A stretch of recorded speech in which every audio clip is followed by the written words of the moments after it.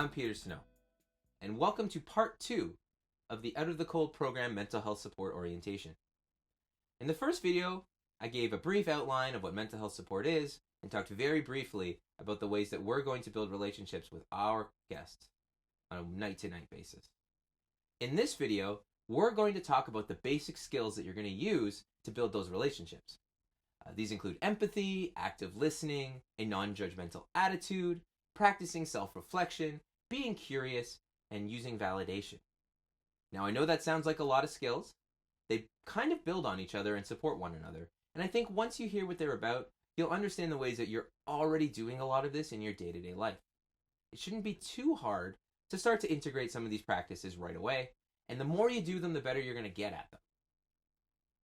So let's get to work. So let's talk about empathy first, because empathy really is the core and most important skill that you're going to use every single time you talk with someone, whether it's a guest at our program or in your day-to-day life. So empathy is understanding and appreciating another's feelings, thoughts, and their point of view, right? So when I try to get what someone else is seeing and thinking and feeling, and then I can reflect that back to them, they can really start to feel like I understand them and that I'm really trying to understand them. Now, don't confuse empathy with pity or feeling sorry for someone, because of course a lot of our guests have had rough lives and experiences, and they're going to tell you about them. And it's natural to feel like, oh, that's horrible. Man, I feel so bad for that person. And that's, okay. But what we really want to do is try to understand their perspective, understand what they've been through, so that we can then show them that we care and that we're listening. And it also doesn't mean that you have to agree with it, right? You don't have to agree with everything someone says or everything they do or what their ideas are about the world or the reality or the situation that you're in. That's not empathy. So we practice empathy by using some of the skills I've already mentioned: active listening, a non-judgmental attitude, curiosity, and validation. Let's start with active listening. So there are a lot of tips for active listening that you can find on the internet if you want to go searching for more. I'm going to talk about 8 in this video. And again, many of them are things you're probably already doing and you don't realize it, because we don't really tend to think about how we interact with people in a technical way. So the first is paraphrasing, which is very simple. You're simply going to take what someone says to you and kind of repeat it back to them using your own words. And although that might seem a little bit silly, or it might seem kind of embarrassing to do that, it's actually really useful for helping people understand that you're paying attention. And it leads really well into the second tip, which is asking questions. Because sometimes when we paraphrase, we're not really understanding. We're hearing something that isn't there. And we may need to ask questions to learn more, to find out more about what's going on, and also to engage in the conversation. We're going to use positive body language. And body language is going to come up again and again in these videos because the way that we are physically is really important. People pick up body language far more than they pick up words or even tone of voice, although tone of voice is also important. So we want to make sure that we have open stance, that we're not standing there with our arms crossed or our fists clenched. We don't look like we're disengaged, distracted, uninterested. We make sure that we're listening, we're paying attention. We're making eye contact as much as seems appropriate. We're nodding along, we're listening. I do also want to say, just as an aside on this particular topic, is that many of our guests will have been through treatments, therapies, in programs, and they will have been active listened to by many professionals.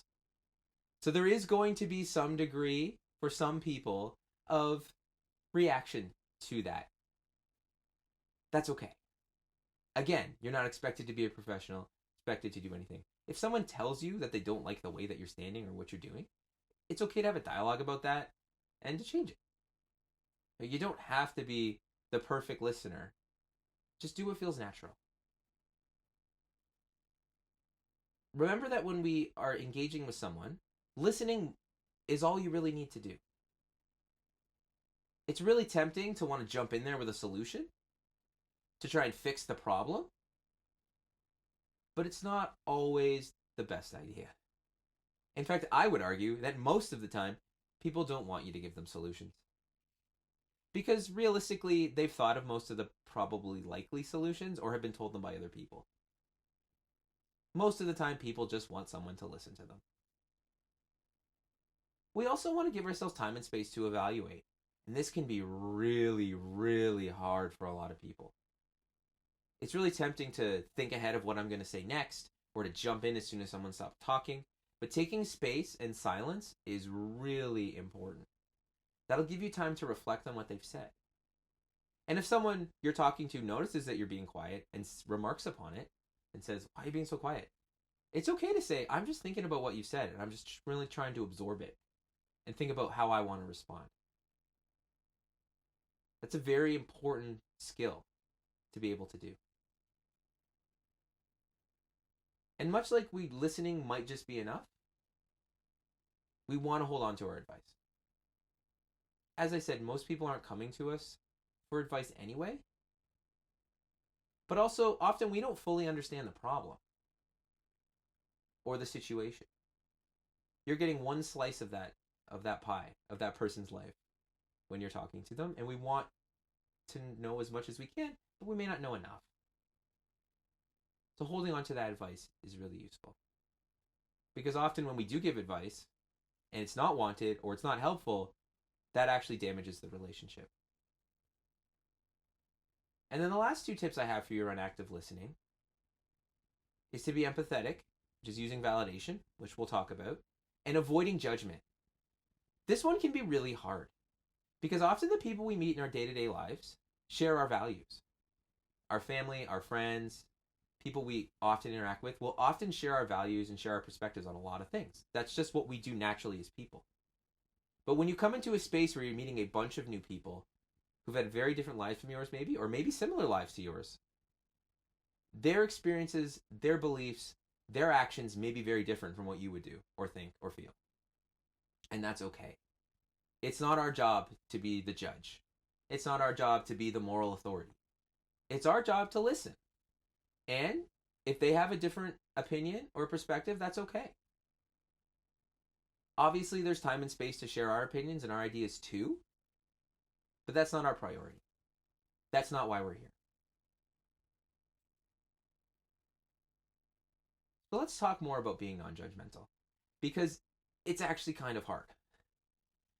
Human beings, for various reasons, highly value being able to assess a situation, understand what's going on, make a decision about it, and act.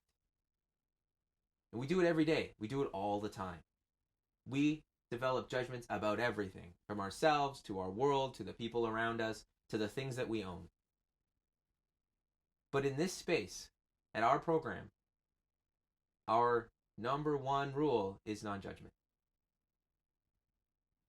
We may have to set expectations, set boundaries with people, and that's okay. But we do it without judgment. So how do we practice being non-judgmental? Well, the first step is self-reflection. So you'll remember in the first video, I talked a bit about mindfulness and meditation. And that's great for understanding where you maybe are physically, where your body's at, how you're feeling. The next step of that is to actually self-reflect on that, to think more about it, So we observe our current state. We say, how am I feeling today? What is going on with me? And what am I going to be bringing to the program today that could have consequences for the guests or for me? We are not infallible. We are not perfect machines. We are people too. And so on a day-to-day basis, as we volunteer in this program, we're going to be bringing stuff with us every time. And we have to accept that. And we have to accept that we will make mistakes. And we have to accept that we may not be at 100%. And that's okay. And we may have to accept that people may not respond to us the way we want them to. So we want to practice that acceptance of where we're at and who we are. And be non-judgmental towards ourselves. And remember that really our job here is not to investigate the truth. It's to listen to people. If someone comes in and tells us this story about all these things that are happening in their lives and it doesn't really make sense, that's okay. We don't have to make it make sense. It actually doesn't matter. You're not going to convince them of your reality or your truth. And you're not going to gain anything by challenging them. Now, there will be exceptions to this in situations where there's conflict. And we'll talk about that during de-escalation. But ultimately, we're here to listen. and we're here to be compassionate. If someone has ended up in a situation where they're coming to our program to sleep, then there's clearly some things going on in their life that aren't ideal, which is a bit of an understatement for many of our guests. So we want to be compassionate to that. We want to understand. We want to understand that life is hard for many people, and our program is here to help make it a little bit easier. So I want to just do a very quick self-reflection exercise for you.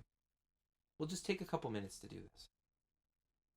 I want you to think about the 3 most important things in your life, whatever they are. And if it's helpful, you can write them down. And I want you to start to think about those 3 things. Okay, hopefully you figured out what those 3 things are. Now what I want you to do, just to yourself, is to imagine meeting a new person. And now you have to introduce yourself to that person. Try to do that without mentioning any of those 3 important things about you. Take a minute and think it through.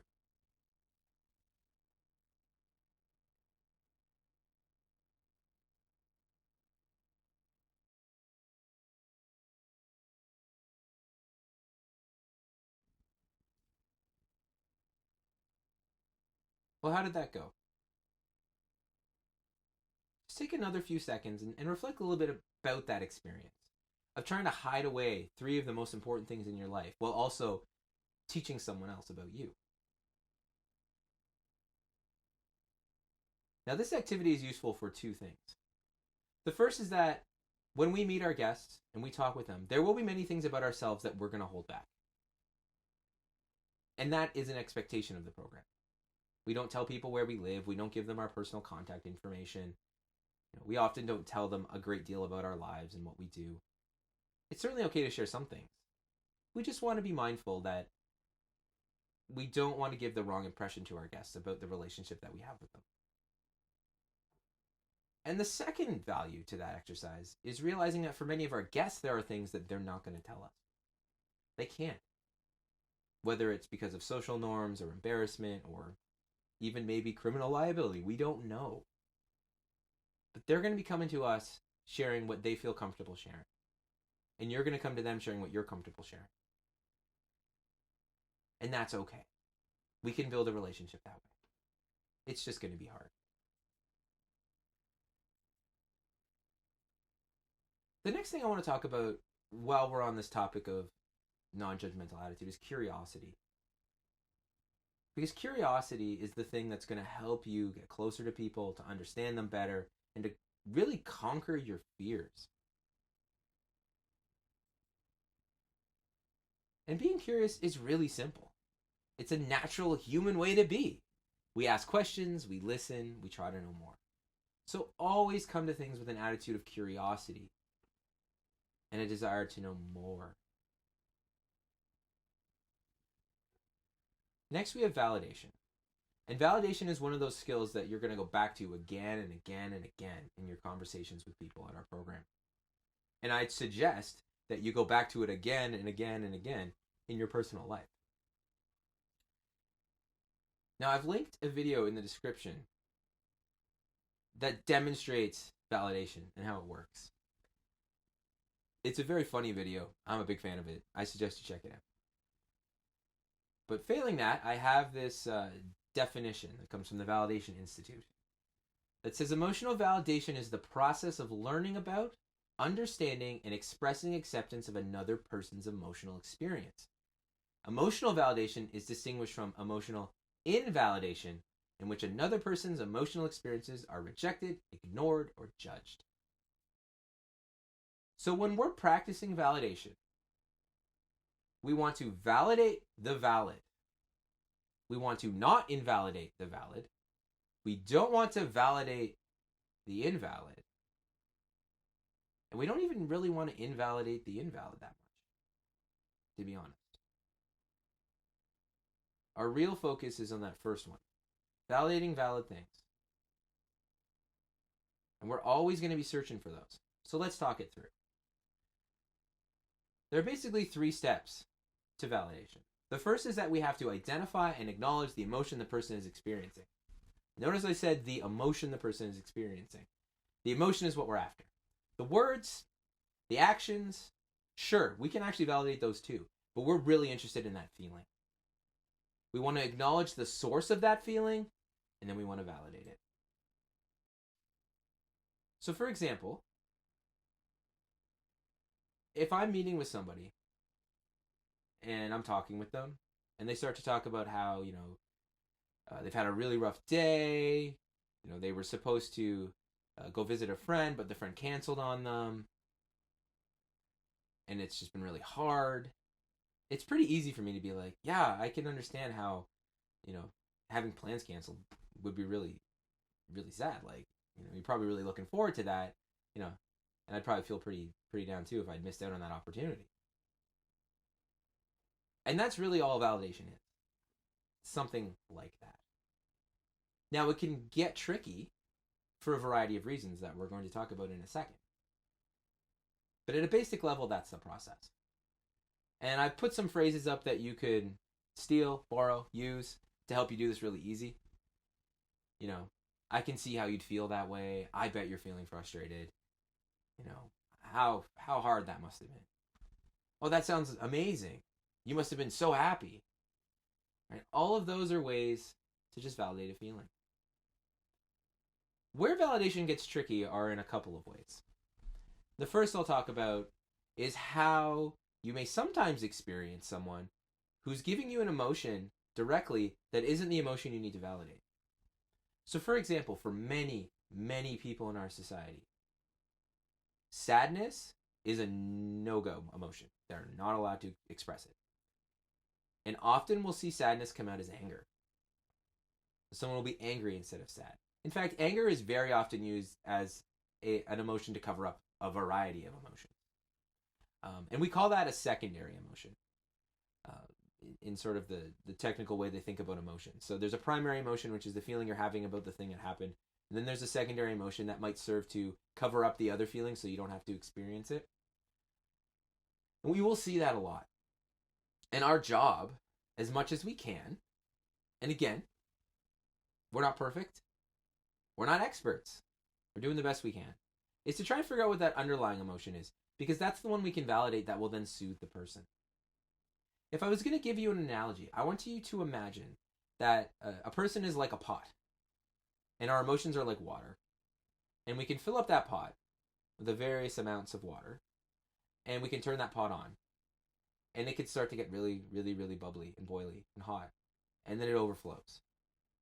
When we're validating, we're turning the stove down. And that's going to cool that water down. Also, when we're validating sometimes, we can actually take some water out of that pot. So it's not quite so close to boiling over. That's the advantage of validation. It works much better than confrontation or even advice giving or trying to talk someone out of something. Just getting at their feeling builds that trust and helps to turn those emotions down. And we're going to return to validation again and again throughout these videos because it's such a useful skill. So to summarize what we've talked about today, empathy, active listening, a non-judgmental attitude, practicing self-reflection, being curious, and using validation are all skills that you're going to use day to day in our program. Now, in the next 3 videos, we'll be applying these much more directly to specific situations, and I'd encourage you to go out and read more and learn more about these skills. And notice the ways that you're already doing them in your day-to-day life, because they're all very useful. Once again, if you have any further questions about anything to do with this video or any of the topic around mental health support or de-escalation, you can talk to Reverend Booz or you can talk to myself. Happy to communicate with you to discuss these further. Take care and we'll see you in the next video.